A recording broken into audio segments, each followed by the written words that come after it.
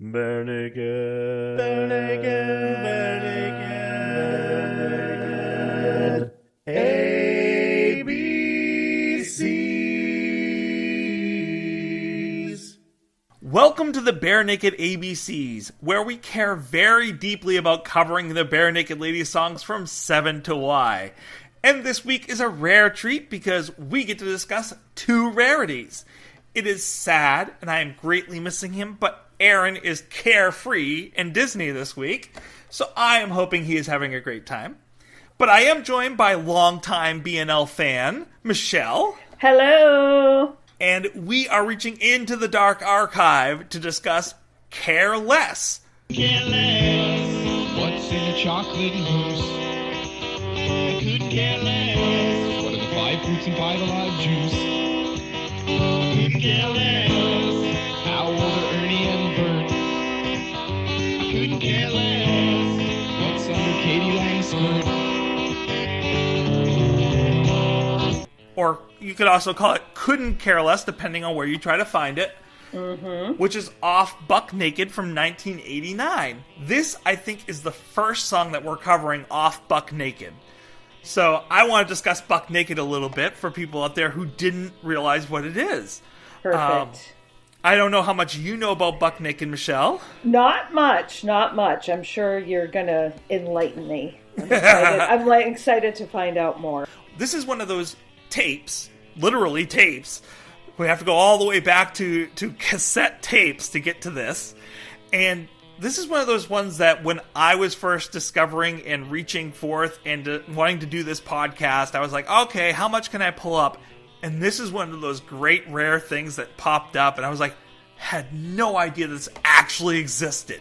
Awesome. And searched for months. And then luckily people had put out there this on the internet, on YouTube. So please, Barenaked Ladies, do not put a cease and desist order out on this, or whoever management they have now. Please don't, because I love going back and listening to this stuff. Because you can't. I mean, there's less than 1,000 copies of these tapes out there. You cannot get them anywhere. And it's such wonderful memorabilia to have of this time. Can you even buy a cassette player anymore? Like, are they even made? You can, with the new retro kind of thing that's going on. Like, yes. Yeah, you can get the record players and you can get the tape players. But I knew vinyl was making a comeback, but I wasn't sure about the cassette players. I do have a little teeny silver boombox that plays one tape and gets the radio in, but that's it. That's from a long time ago. That's a long time ago. And it still works. and tapes are how I first came to music. Like, I listened to them on the radio, but Yep. I come from the age where you had... I was lucky at my age of 10 years old to have a double-deck radio. So you could tape and do the whole thing. You had a whole sophisticated setup. I did, and I would sit there by the radio, like I'd call in, and you could actually make requests in the old days, and you'd wait for that tape, and you'd hit record. Oh, no, that's not the right one. Back up, rewind, and wait for your song to come on the radio, and that way you could have it. And pray to God that they didn't talk over too much of the intro. Exactly. When they were, those were the days. Yes, I used to record Casey Kasem's Top 40 on Saturday mornings. Yeah, no, I mean, those were the great days. A lot of stress in those days, like trying to get to the song you wanted.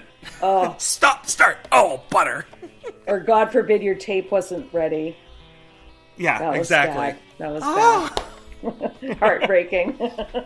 So this is the first demo tape. There are many demo tapes out there that they made. I believe there are 4 different demo tapes that they made prior to Gordon. This is the first one. It has a black and white cover, although there is also a green cover, because there's 4 different versions of this they made. They started making this as soon as Ed and Steve got together. The first version only had 5 songs on it. So it interested Sean Cullen of Corky and the Juice Pigs. They gave it to him. He listened to it, and he's like, you know what? I want you guys to join us on our tour of Canada. And that's what kind of started up their whole touring with them. which then brought them to a lot of different parts, including Halifax. which we'll cover a year from now. Yes. So this song, the one that we're covering tonight, which is Careless, was one of their early staples when they were doing live shows. It's the last song on both the second and the fourth versions of Buck Naked. It was written by Stephen and Ed, and it's sung by just Stephen and Ed. Yes, clearly, yes. And it's so good. I mean, it really is. I don't want to jump ahead, but... No, go ahead. I just, listening to it, like, it's not a song I would necessarily go to, but it captures everything that is so great about Stephen and Ed working together. Like, just the free flowing of it, the topics that they cover, like, it just, listening to this song, I just feel like I am totally the same age as Stephen and Ed. And it is clear in every single reference they make in this song. Like, we totally would have been best friends in high school had we gone to high school together. Like, it's so good. And it just makes me appreciate them working together. So even though it may not be my favorite BNL song, I love it. You know what I mean? Yeah. I love it. It's so good. It's very early them. It's very reminiscent Wicked. of that. Yes. It's not like this. So this is the first time that they ever mentioned Kraft Dinner. It's the first song they ever mentioned. And I get the feeling, because I'm trying to remember, and I'm actually going to take a second here and pull it up, because I want to make sure that I'm being accurate here. Looking at this, it wasn't until their last version of this, of the Buck Naked, that they actually had If I Had $1 Million come out. Now, they'd been working $1 million before this. It was the first song they ever wrote, and we'll come back to that. But, like, I get the feeling that there are versions and pieces of this song that they then worked into If I Had $1 Million. This is like the prequel. Yeah, in a lot of ways. Like, it's like they combined this and If I Had $1 Million to make one super song. Exactly. Yes. And I love their camaraderie, and I love their banter that they're doing. I wish more of their songs had that. It's them. Yeah, we only have If I Have $1 Million on Gordon, which is like this in any way, really. Yeah. And I wish there were more on Gordon like this. I wish they had cleaned this version up. Like, cleaned this song up a little bit more, and then had that on Gordon, because this is the kind of music I enjoy with them, is where they're bantering, and this is what they do great live. Wicked. Yes. It's so easy to listen to. It's enjoyable to listen to. You totally get that they're on the same page, and it's just enjoyable. Like, there's no other word for it. It's fun to listen to. And you could tell, like, them playing it, and the more times they played it, and as they continued to do it over the years, it became more worked. Like, the first version that we get on Buck Naked is very stark. Yes. So there is a brand new version out there that was just done by BNL HTTP, or HTTP.com, where they took one of the tapes and put it back online, but had really cleaned up the audio from it. So there's a really good version of Buck Naked. I'll be including that in the liner notes. Nice. This version of Couldn't Care Less, or Careless, is very bare bones. Like, they haven't worked it much. It sounds like they had just written it and had just been working it before they put it on the tape. I lied to you when I told you I like baseball. It's not so much the game I like, it's the hats. See this white bound round my neck? It's nice. It's not just fashion. It's made it to protect me from ticks, fleas, and gnats. The second version, which is a live version in 1991, so they've been working on it 3 years almost at that point, and playing it in Toronto. You have Andy, you have Jim, and you have Tyler, so it's more fleshed out. You hear more banter. I like that version. That's that. I wish it had been a little bit more workshopped, a little bit further, and put on a disc somewhere. Yep. I guess I lied to you when I told you I like baseball. It's not so much the game I like, it's the hats. Do you see this white band around my neck? How could I miss it? It's not just fashion. Hearts made it to protect me from ticks, fleas, and gnats. I couldn't care less. I agree. Although, as you were talking, I wondered if maybe they just liked the roughness of it, or like it's just like a fun place where they go to hang out and just sort of get silly and do their thing and come up with, different spins and references that they could throw out there. And maybe it's just a place to like relax, you know what I mean? But I get what you're saying. Like, it would be awesome if it was on one of the early discs. That would be great. Yeah, I get the feeling that, like, If I Had $1 Million became the one that became popular out of these two types, and so that's the one they kept going with for the banter and the fun. Yes. And this got dropped off to the side, and I wish it hadn't. I wish they'd kept both. Yes. Agreed. 100%, for sure.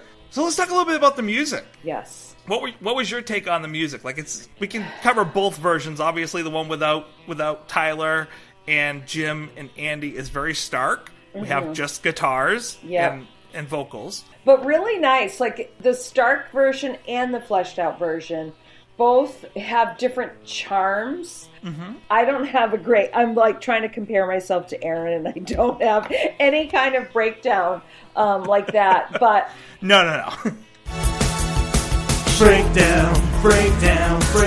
Aaron's gonna talk about chord structure and time.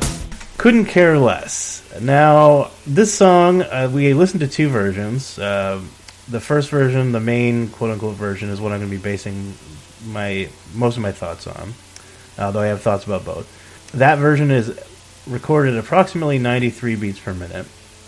That version was in the key of C minor, I think. The guitar is very out of tune. It's like, I almost wonder, knowing BNL like I do, if that was intentional, because it almost is like perfectly between two notes. It's almost like a quarter tone or something. Very, very... I don't have perfect pitch, fortunately. I know I have a few friends who do, and that would probably drive them bonkers to hear that. For me, it did kind of throw me for a loop when I'm trying to play along with the piano and like find the key of the tune. I was like, oh, okay, it's between here and here. The alternate version we heard was slightly more in tune, and that sounded like B-flat minor. Interestingly, this is a good example of a song that's written in a minor key, but sounds kind of upbeat and happy. An opposing example of a song written in a major key but sounding sad is Goodbye to Romance by Ozzy Osbourne, throwing it out there. This song is very rough. Both versions are very, roughly recorded. They're rough takes. There is a certain kind of charm to that. It kind of reminds me... You know what this reminds me of, really? I don't know if you guys are either of you are hip-hop fans or particular nerdcore. Nerdcore is the kind of hip-hop. Imagine like Weird Al doing hip-hop and original tunes. Weird Al's White and Nerdy. Yeah, pretty much. But like an entire album like that, and not like satirizing particular tunes. So MC Frontalot, MC Chris, people like that.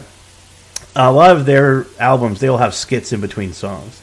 Like comedic skits. That's what this reminded me of, especially in the alternate version where they stop and discuss certain lines and things like that. And I like that. That was fun. And the whole thing is very kind of silly and fun, and I guess that's why I like it in spite of it being very rough around the edges. What with me being something of a production snob, for me, the only time I like to hear like rough recordings like this is like when it's like, this is from the Library of Congress, and it's from 1894, and or this is from 1928, and it's as a recording of Big Rock Candy Mountain or whatever. That's got a charm to it, and that obviously you can't expect it to sound like it was produced by Bob Ludwig or whatever. But I do like nice and clear and crisp sounding recordings. Having gone to school for recording kind of drives me nuts when it's not. So that grated against my edges just a little bit. So I am going to have to be the curmudgeon this time around, because I know you guys like this quite a bit. I can only give Couldn't Care Less a solid, but nonetheless somewhat apathetic 3 out of 5 childhood icons. And I couldn't care less if you disagree with me. That's my thought. That's my hot take. Aaron's hot take! Hey! Nice. Thank you. I guess for me, both versions, I just listened to it just made me happy to listen to. You know what I mean? Just like the bonding, the camaraderie, the easiness of it, just the no stress, no weirdness, just fun. It just made me relaxed, and in this day and age, I really appreciated that. And it's so much fun with the band where it has gone to come back to this early stuff. Yes. and it's like a hidden treasure that has just been found, and like people